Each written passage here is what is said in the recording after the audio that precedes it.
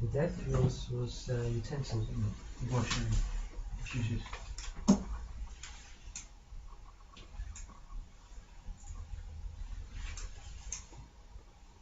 I didn't really do that much. I've done more like cleaning up instead.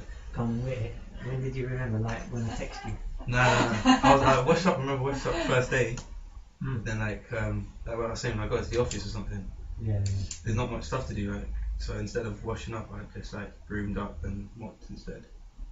I did forget when I used to go home and that to wash up. Did you get time to write any bullet points? I was actually writing thoughts or feelings? I'll give you enough. I wouldn't really get feelings. I just get that. The only feeling I really feel if I do it is just helping. Did you do it in front of people or? Yeah. When I do it, everyone will be sitting in the office. But what did they do? Did they like pat you on the back or something? Not really. Just say it looks alright after that. But just like it's like a compliment that you're cleaning the office. It makes you feel better that you clean the environment around you. Yeah. And just the fact that no one else has to do it after you, like it's a stress for everyone's back. So you felt humility, I suppose. Humility is like humbleness, like just the fact that cleaning, no one else has to do it after. Like just the fact that that's a stress for everyone's back. Did anyone like say, "Oh, you do this bit as well"? Like anyone sort of chicken on it and say, "No." This as well? One of the guys in the office, he did say that he'll do half, but I was like, "No, I'll just do it anyway." So more sweeping and just general tidying. I'm just sweeping and mopping.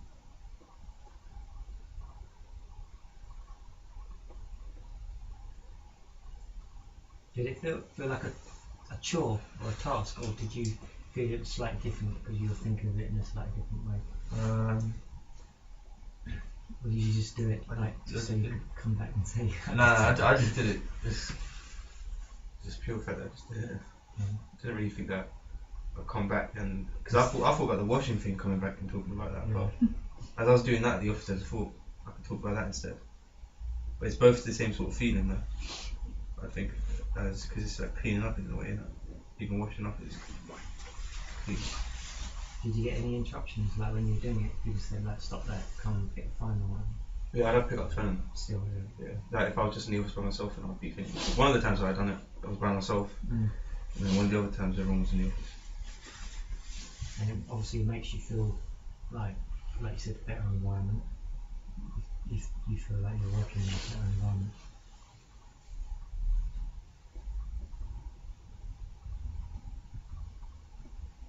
Do you have any questions, like from what you just heard? You might be looking more from teachers' perspective or something. Did you remember to say your mantra while you were doing your seva? Did you consider? I didn't hear anyone tell me about that. No. Did you consider it as like work? You're in work environment. Obviously, you have to wear that hat. Like you can't like start saying your mantra out loud. You can't start. I don't think I was saying it in my head, but Yeah, I didn't hear about that. Doing that. That's the only thing. So I didn't know about that. I think also I was trying to say like my one was to clean windows. Yeah. But if I could clean any windows, but as long as I'm sort of thinking, why am I cleaning the windows? In what perspectives am I cleaning the windows? And that, in a spiritual sense, it was meant to be for the clarity. Okay, so rather than me just thinking it's clean, it's also trying to think through what it symbolises. So sweeping up duty is cleansiness, isn't it? Cleansiness. Think of it a way of even it could let your ego in a way as well, I guess. Definitely, some people won't want to do what. So if you're doing that stuff in front of people, you sometimes think, oh, look what I look like. Yeah. That's what you could think. Especially with Jiva, when he had to wash the dishes, he was like, I'm not doing that at home, like, no way. Do you remember? Yeah, so with all the activities, it might be in the workplace and it might be at home. But if we just remember to sort of we don't have to say anything to anyone, but we're thinking a bit more of the spiritual aspect of why we're doing it. And it's not even about the end job. You know, you look back and you're satisfied with the end job, but it's more about you know, the heart you did it with, the feelings you got, and what it relates to in terms of this sort of course. So any more tasks you do, just think of it in a spiritual way.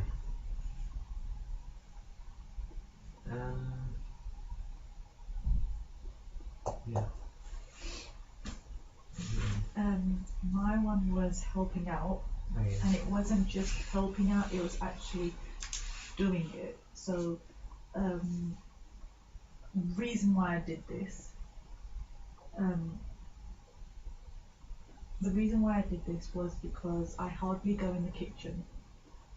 I don't bother. So now my mum's not well, so she can't come in the kitchen. Mm-hmm. She's not allowed to. So my grandmum does the cooking, and obviously staying in the kitchen all day, it is quite tiring for her. But obviously I'm at home, but I'm studying. And sometimes people don't realise that I'm at home studying, but it's more, I normally let my other sisters just do it. So while I'm literally relaxing and just chilling upstairs or busy doing something or watching TV, I would just not bother going in the kitchen. So they would help mum, but they wouldn't help. So grandma would always be in the kitchen. So on Monday, I helped cook and make chapatis, and it's like we've got a big family, so it's like tons. And then on Friday, my granddad wanted something like mash and boiled vegetables with some beans, and so I cooked, and I didn't just cook it for him, I made it for everyone. Even though like some people were like vegetables, and this like in the evening it didn't work, so they ordered like a takeaway. So like you said, it failed. Priya, she goes, your dinner failed. And then how did you feel doing it though? At the time were you thinking? Oh, it was good because basically I have an assignment. So this was on Friday. I have an assignment on Wednesday, and I haven't touched it. And I was sitting, and my granddad called me, was like, "Can you make me this?" And I was like, "It's 8 o'clock." And he's like, "Once you go in the kitchen, once you start one thing, it leads to another, and it's like by the time I leave from the kitchen, it's like 10 o'clock, and then I'll be like pissed off because I'll be like I need to go back, you know, and yeah, because and with me, it's once I start tidying up one area, it just leads to another area, and I can spend the whole day. And once I've tidied up, it'll just be like, put it this way, 4 hours. Within 4 hours, it's all messy again.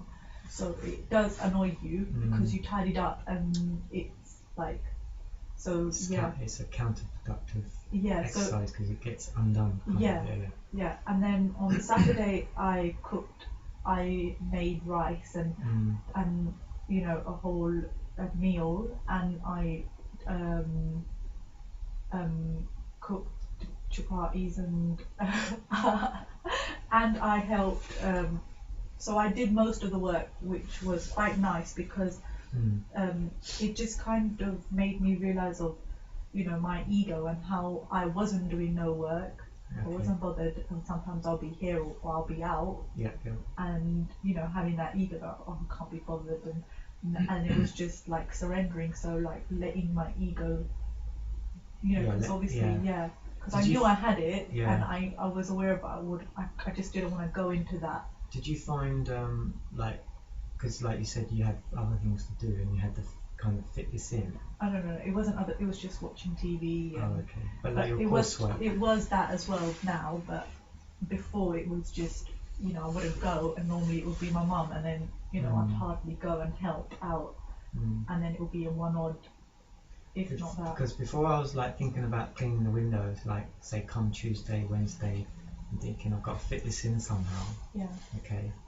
But it can't just be like I'm doing it for the sake of it, so I can just report back. So I was thinking, so I started thinking that my my priorities in life Yeah. must be a little bit like in social. I mean, I started a new job, Yeah. okay, with new shifts, new everything. Yeah. So I am quite a lot in sort of social mode at the moment. But it was like having to sort of think that, okay, maybe I need to prioritize. Like, okay, everything's important. Work's important. Yeah. Home life's important. Study's important. But I don't want to finger it like a task. Yeah. So I must find half an hour time out to do it and enjoy it. Yeah. And it meant almost prioritising things a little bit. By thinking about it, it made me think ahead to prioritise it, so I had the space. Then I don't think I would have resented it. If I just jumped in and Yeah. tried to fit it in, Yeah. I would have thought, well, you know, Guji's texting me, got to do this, pick up Tej or do No, this. And I would have no. just thought, you know, this Yeah. is just another thing. Yeah. And it, you know, it just would have No. got on my nerves. Yeah, no, I didn't think of this as a task. Actually, my whole task was to do the shoes, but because I was doing this, It's and it like, just yeah, happened. Yeah, it just happened. Like, I didn't force myself up. Oh, now I need to cook to show this. It just happened, and I don't even see it. I didn't even see it coming. And I think this week and the week after, I have been helping out in the kitchen, whereas normally I don't, and I don't know where it's come from. So Okay. socially, it would like social surrender. It would be like letting go of, you know, holding grudges and letting other people do it, Yeah. because I can't be bothered. And the spiritual would be it just happened and letting go and out. Yeah. So it is like surrendering and lowering the ego, isn't it? To Yeah. just take the time out. Yeah, because I put it first. So Any questions? Do you think the others are now expecting you to be in that role because you've done it a few the times? thing is, I don't care what others think. I just did it because it came from the heart and it just happened. So I wasn't doing it. I wanted to just help my grandmom and you know feed. And you know when they like your food, you just feel like you fed someone and it felt nice. And before I would just go in the So kitchen. you won't be just to eat. resentful if someone says, well, can you please go in the kitchen and cook some food? 'Cause Oh there's no nothing to eat." no. You wouldn't. We'll say that again. You wouldn't feel resentful if somebody from your family said, look, there's nothing to eat, can you please go in the kitchen because Oh no. we're See, hungry?" I did it like, okay, there was nothing, because basically there's like meat eaters and there's like vegetarian eaters. So because they didn't like the mash, they ordered like Rockies and something like that. So they had that, but and it was. On Saturday I wanted to make something because there was nothing cooked and my grandmom had to cook, and she obviously gets tired because she's just been standing up all day in the kitchen. So I was like, I wanted to help her out. So I decided to make some dishes and then cook, because normally my sisters do it like 7 days a week and I never help out. So maybe because yes, we don't get along and I'll just let it be. So staying away from them, but I think that now they've noticed and they probably think it's weird, like why is she helping out, like what the hell, like yeah. What about you? Lucy? What you were doing, picking up the rubbish? Yeah, Where was that? In school. school. I did it because like I'll normally like throw out rubbish in the car, like tissue or something. Yeah. And I didn't go in on Monday, so obviously I didn't do it. And then I did it on Tuesday during lunch. I didn't really feel anything because I would like think about like what others would think, like my friends. So I like wouldn't want them to see me and do it like on my own. And on Wednesday, like it didn't come to me, like I didn't do it. And then Thursday I did it because like I wanted to actually do it, like had that feeling like I wanted to do it. So I did that for like half an hour, and I didn't really think about like what my friends would say. So I just like do it, and I felt like better, like A little bit better. Yeah, I feel like Because that you've done, person. you've chucked Yeah, rubbish out before safe station. yeah. And And then yeah.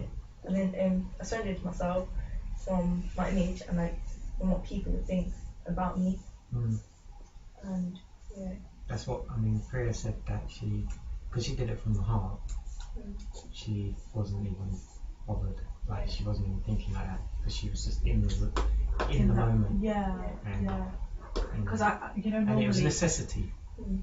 And not much can get in the way of necessity, you know? It means it's happening because it's needed. Grandma was tired and her mum wasn't well.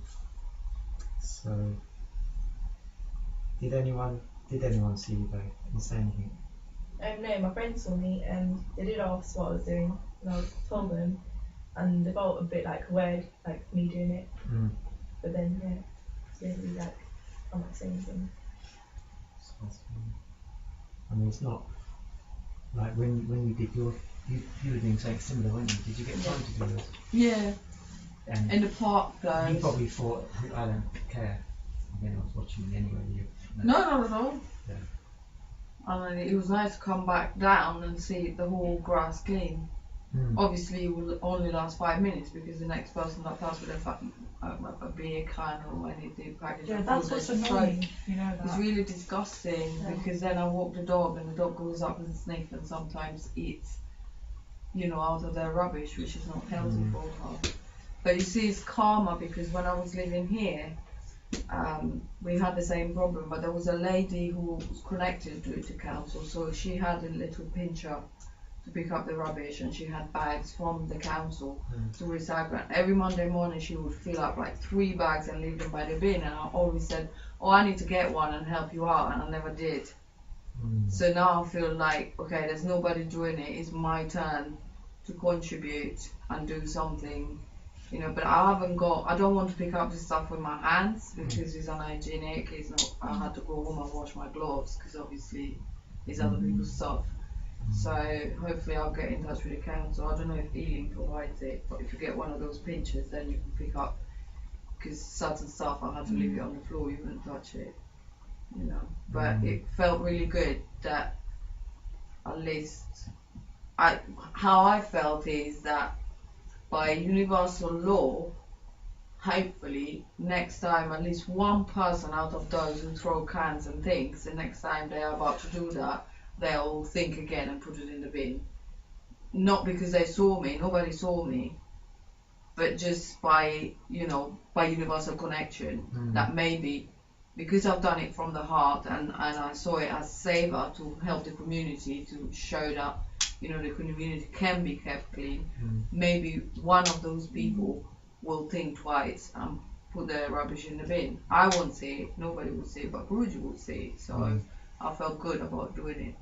And even at school I started, like, sometimes you walk through the corridor and there's a chocolate wrapper on the floor, and teachers normally walk on and I start picking it up, because if students see you doing it, at first they just giggle and they think, look at a stupid teacher, she's picking up my rubbish, but then maybe some of them will have some conscience to say, I well, think you're right. why should my teacher pick it up? I'm going to put it in the bin, because there's bins everywhere. You can walk into a classroom and throw it, you can go to the end of the corridor, there's a bin. Why do you have to drop it on the ground for everybody to see it? So, and even making a point when my students leave the classroom to make sure, have you thrown any rubbish on the floor? If you have, I think pick you're it right up. in terms of it does pass on, because like I used to open the window and chuck like a tissue or a wrapper out or something, and that was with my friend, and he was like, what the hell are you doing? Like, you don't do that, it's not your mum's road. And you're each time like, okay, gum, anything, and it just got to me, and then I just stopped. Like, I wouldn't do it even when he's like, let's say he's not there, and I wouldn't. And now, like, when the boys, they go out and they'll spit or they'll do, I'm like, what the hell are you doing? Don't do it. And like, they would think twice. And now, like, I've seen them do it, not even when I'm not there, they wouldn't do that. And even when, like, let's say you drop something, let's say in a shop, and you drop like something and you hit, or something falls on the floor. Sometimes, like, customers don't pick it up, they just leave it on the floor for the staff to pick it up and adjust it. But I would normally just pick it up and put it back in its right place. Yeah. Okay, what, like, do you think you will still throw rubbish out, or are you going to be conscious of it now? I will like think twice before I do it. What about when you travel on trains and tubes, or you're at the stations? They're taking out all the bins now, because people used to set them alight and same Put bombs in it. put bombs in it and stuff. You have to carry your rubbish with So- you on the underground. I mean, one thing I do is like, if like I've stood there, finished the coffee, and I'm still at the station and the platform, there's no cups. I mean, there's no bins. Then I'll just put it. No, I'll put it underneath like the bench in a strategic position, because there is someone who comes and cleans the rubbish, but it's not like dirty, scattered. You know, I'm not chucking like empty chip packet and all everything's flying everywhere. So now and again, you sort of have to be practical. Like you can't carry, you know, like an hour journey. You can't carry this thing around with you because one, it's still might have a tiny bit in there, it might spill on you. But also you've got bags and stuff. So, you know, you often see people just strategically put things at the station in places, which I think is acceptable. Is like It's better than just launching something. Like when launching someone, it. it's a way of doing it. a way of doing it. Yeah.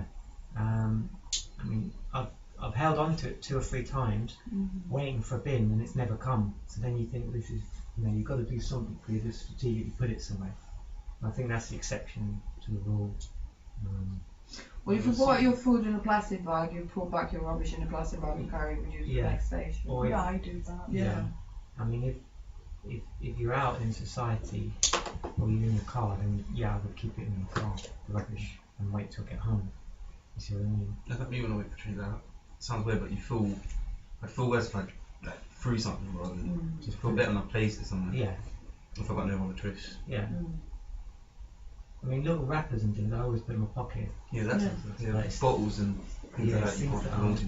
Yeah, Because I end up leaving. The thing about me, even if I didn't put it there, I'd end up leaving it on the train somewhere. exactly. I put it next to me like that when I get up, just forget about it. Yeah. And okay.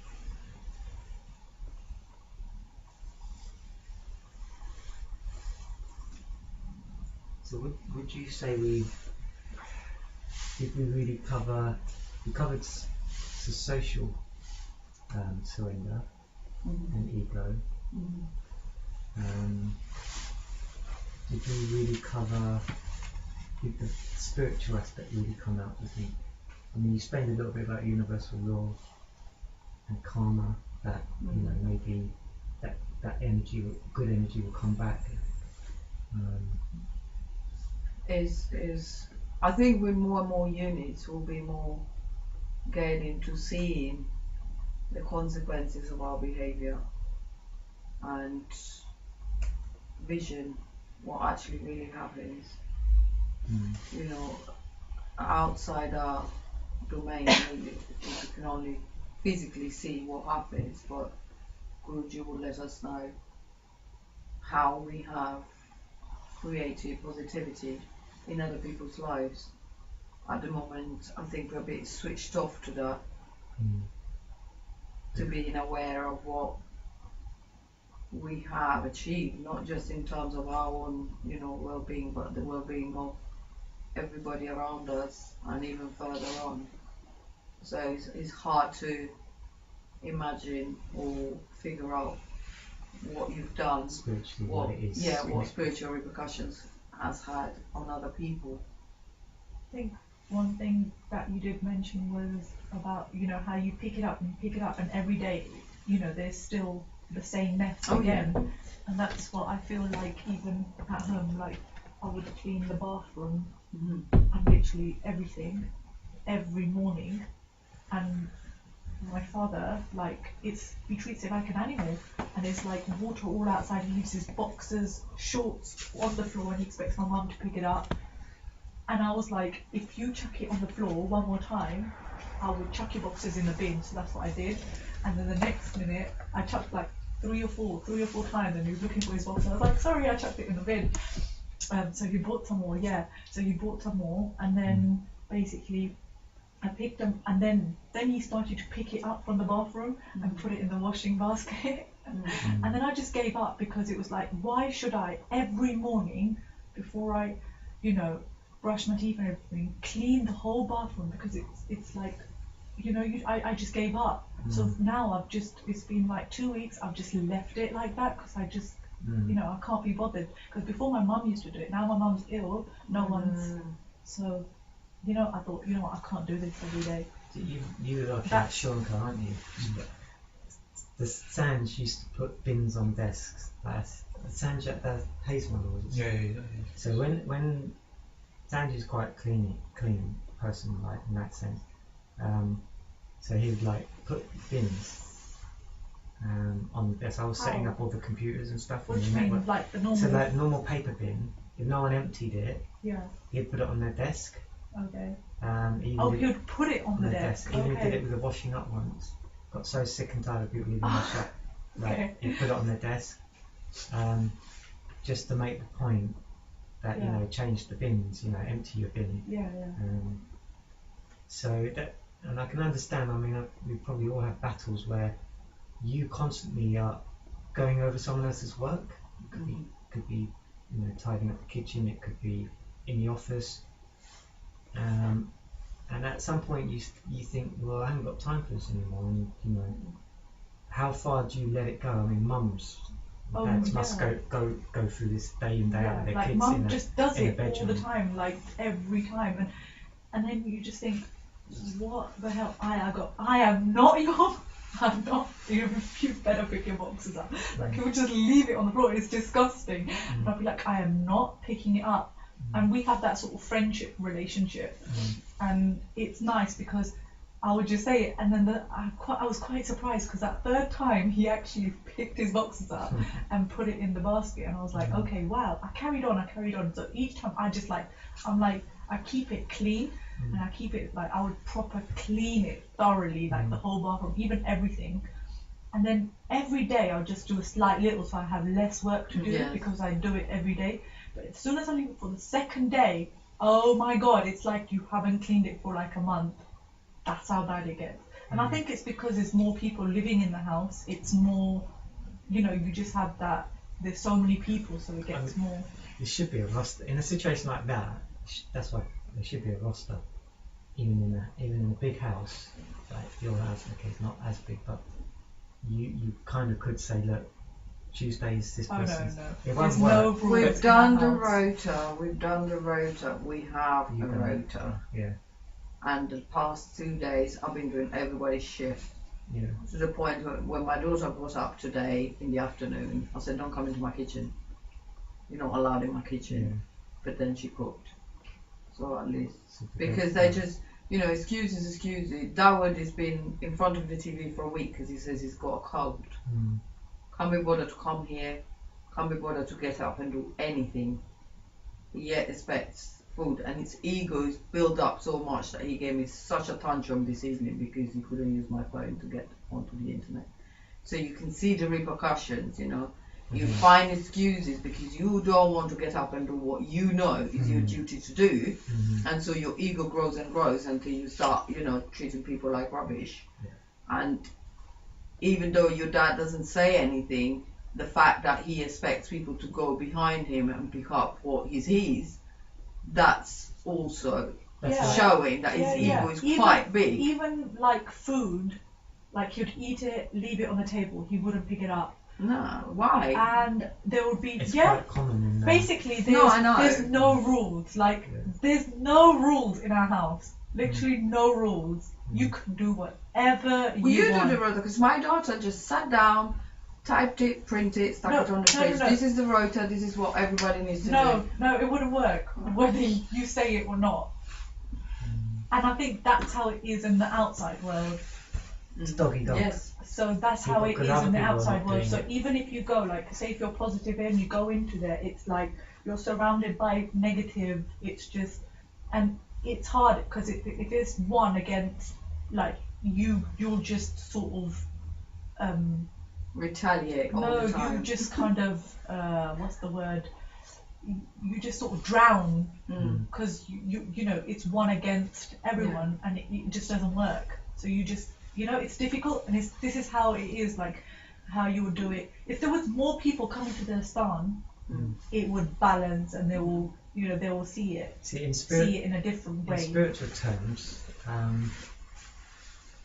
you've got to basically say to yourself, okay, it's my luck that I'm living in this family, and I've got choices. My choices are I can move out, get my own place, where I don't have to answer to anyone. Don't get me wrong, they're a lovely family. Yeah, but there's no rules. It's Everybody like has everybody, it, yeah. And then, or you say, well, look, I'm not at that stage in my life to move out. I need to still be at home. I'm not married, whatever. So then you think, okay, then I have to put up with it. Yeah, you have to live with it. And so then that's where the spiritual side comes in, which is tolerance, which we're going to do in another unit, and even forgiveness. So after tolerance, like you might at first be like, hate repeating doing this, or this is like annoying. That person's got no sense or no ethics. But after a while, you could probably forgive them as well, and try and take the positive from that situation somehow. Take the positive from the negative, because there's a positive in that negative, and there's a negative in the positive as well. So it's just perception of how you look at it, and we'll go through some of that in the later units. Anything else?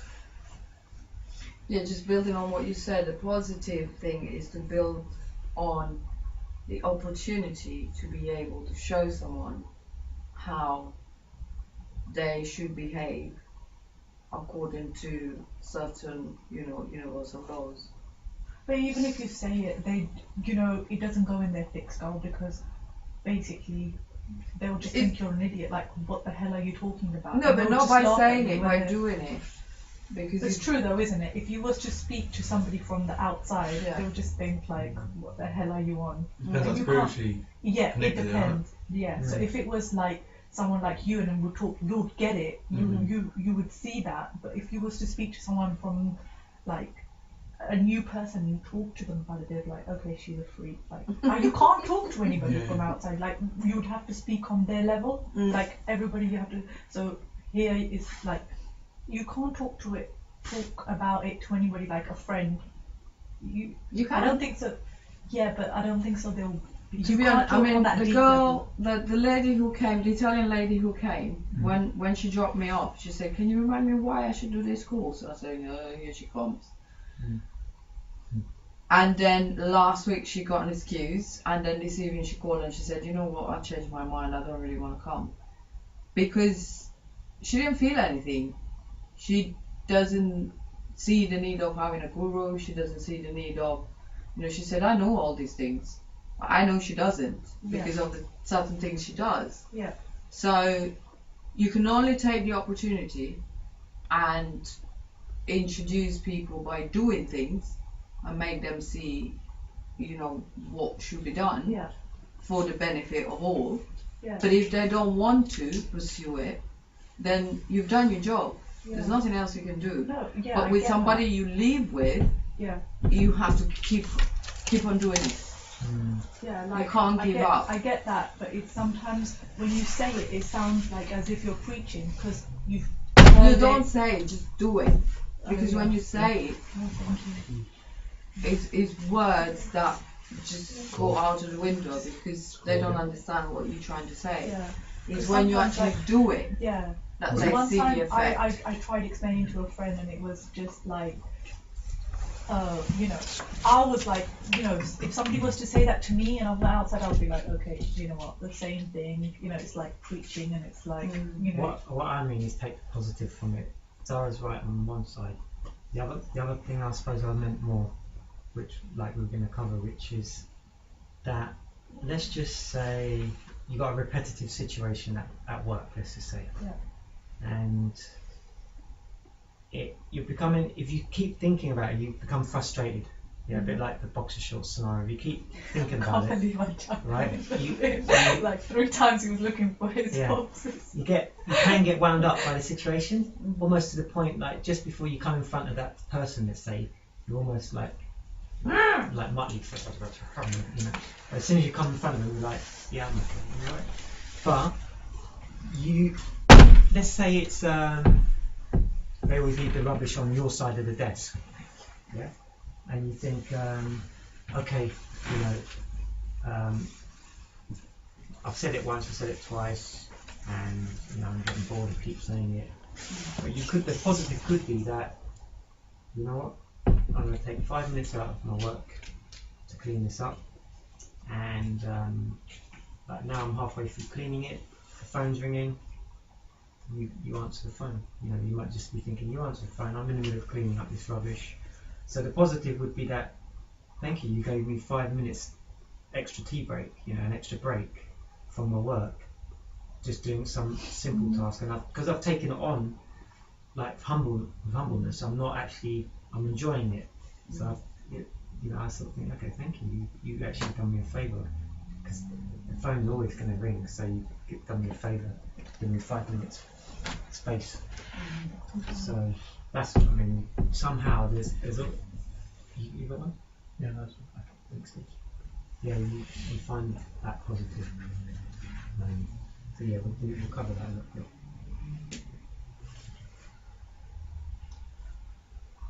Anything else you want to say, Corinne? Yeah, like, you know, they'll probably be thinking whilst I was doing the work, like, yeah, you know, that's really good, she's doing it, oh, I can relax now. But I wasn't thinking any of that because I was enjoying it. I was just doing it because I wanted to do it. Nobody was telling me to do it. It just came. So you don't, that doesn't count in your head. Yeah. That's why I prefer to do work as well. If someone tells me to do something, I wouldn't. I don't really like doing it. It's only when I feel like doing something. I would just, it comes from the heart, isn't it? Yeah. Why wouldn't you do it? I would still do it, but I mean, Right. it's like me. Let's say I was gonna like, let's say I heard something, someone told you to do something. I still probably do it, but it's just Your first feeling's reaction different. is no, I'm not gonna do it. Feeling's It's not different. in It's his like schedule. It's not his. feeling's a bit different. It's like when I clean up at the office. As Sandra saying, someone needs to clean up. I could have done it right then, but I didn't really want to do it just then. I thought I'd do it later on in the day, and I did it just because I wanted to do it. In your own time. Yeah. But the thing's still cleaned up everything, but like. That's the Brady hardest, says like, to drop everything you're doing. When someone asks you to do something, drop everything you're doing and still do it, like you said, from the heart. That's harder because you're halfway through something else maybe, or you've got a train of thoughts that, you know, I'll do this first, I'll do this, and then I'll sit down and have a cup of tea, and then someone comes along and says, can you do this? Thinking, sugar, I Yeah, am but up. sometimes you just don't feel like doing it at that time because you just want to relax and you just want to sit and you just want to just have that time to yourself sometimes. Yeah, you might physically want to rest your body first, psych yourself up for something physically challenging or whatever. But I remember we had one teaching which it's hard to put in practice, but it is just like a moment in time. If there's a split second of doing a task, and it's such a slight moment that if you jump on it straight away and don't think about it, it's almost like surfing a wave, you know, that you don't think about it, you do it, and it's cost you no brain energy, and you haven't thought, oh, I'll do it later, I'm not into this, it's boring. Sometimes it's like a split second, it's like mind over matter, or making the heart say yes, I want to do it before the mind comes up with the negativity of like that task. And it's a bit like what we were saying last week, that, you know, don't think about it, just do it. Is when it comes to something positive. And sometimes you almost feel it, that you felt almost good about doing it because it was a universal thing, it was helping someone, but then the moment's passed, you know, you're overthinking it and you're thinking, oh, I can't be bothered. And then, but another part of you's thinking, damn, that was such a good opportunity to do something decent, but my heart's not in it now. It's practice. Unless anything else? Was there anything on your task you think that would you do it again? that same one, or I'll probably do something different. like would you do it naturally now? Like Yeah. Like if I would see like rubbish like when I'm in school mm, or even at home, or like pick it up and put it in the bin.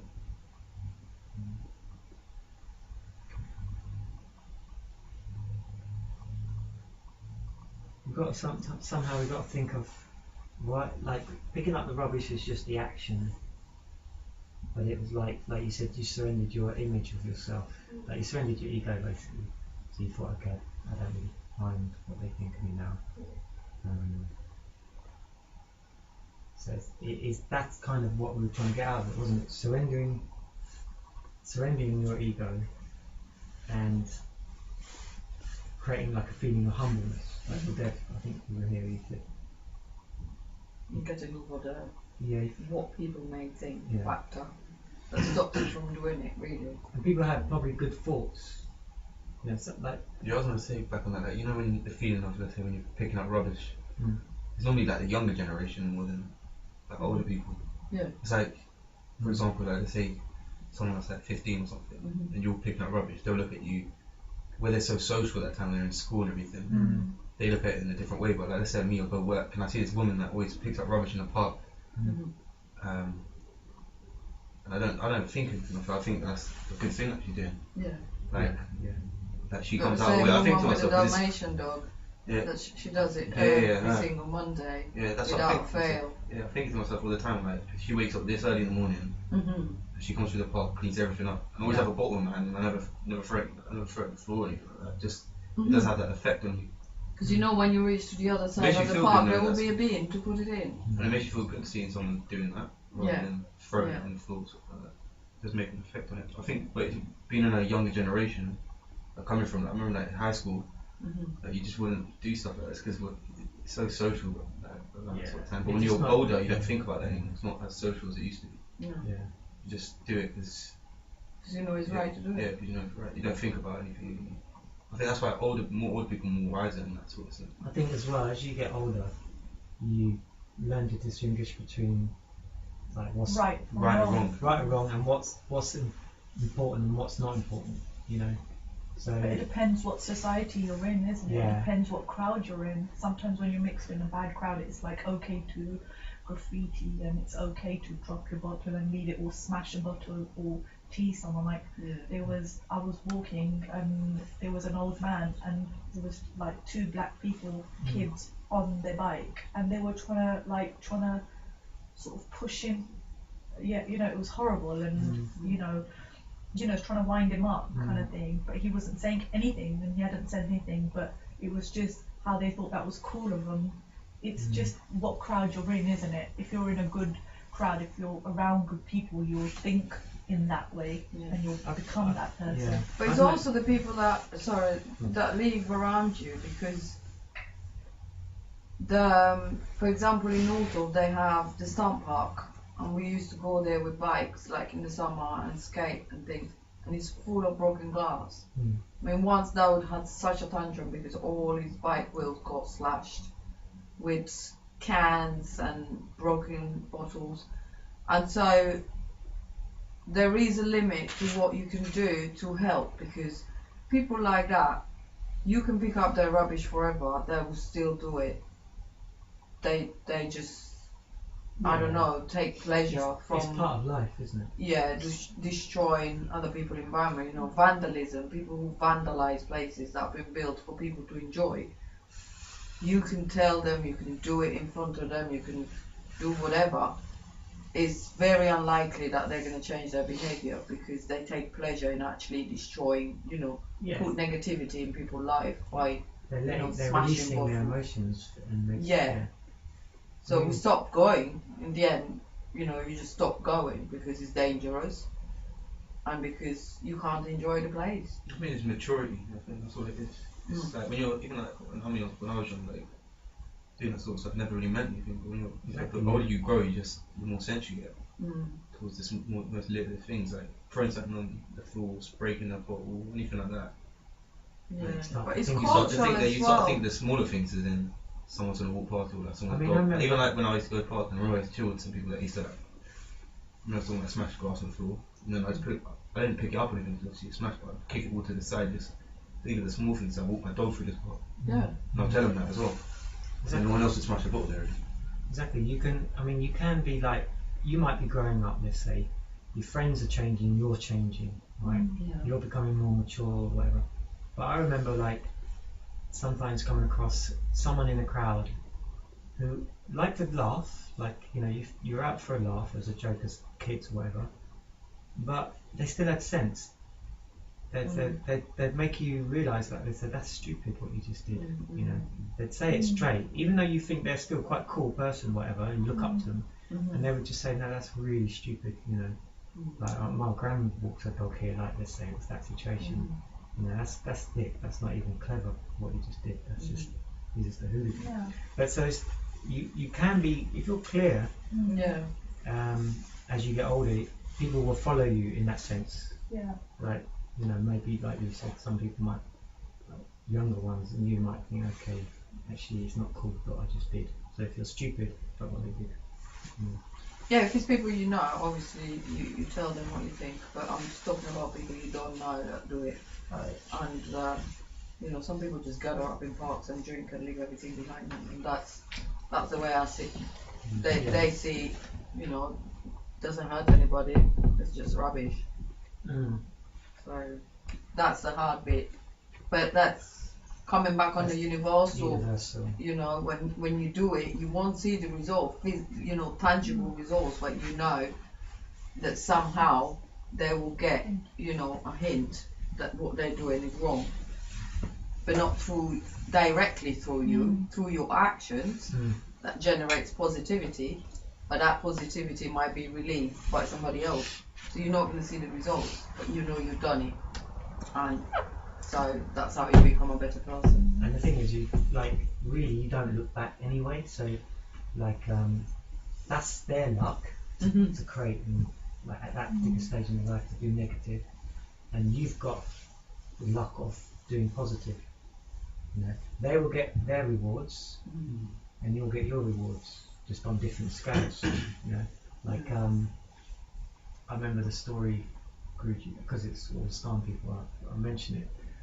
Guruji was planting palm trees, baby palm trees, in India, back in the 90s. This is Buddha Guruji from Mar Guruji. And because the queues used to be like a mile long, and people used to wait in the heat and everything. So as Guruji was laying down the palm trees, and making them, digging them into the ground, the guy behind Guruji was pulling them out and chucking them. So Guruji at first thought, what's he doing? I want to go. The Guruji thought, do you know what? Thank you. Look at the karma you've given him, and look at the karma you've given me. And he said, thank you, God. My job is just to put them in. What happens after that, it doesn't matter. So that's kind of the philosophy behind it. It's like how you give charity, isn't it? As well, like my granddad, he'll do it, and I'll be like, Dad, you're making that he's, sometimes like with granddad, anybody can make him a fool. Anybody can say anything so humble, and you'll fall for it. And I'll be like, my dad was like, it doesn't matter, just give it. Like how you're giving it in your heart, and it doesn't matter how it, where it ends up.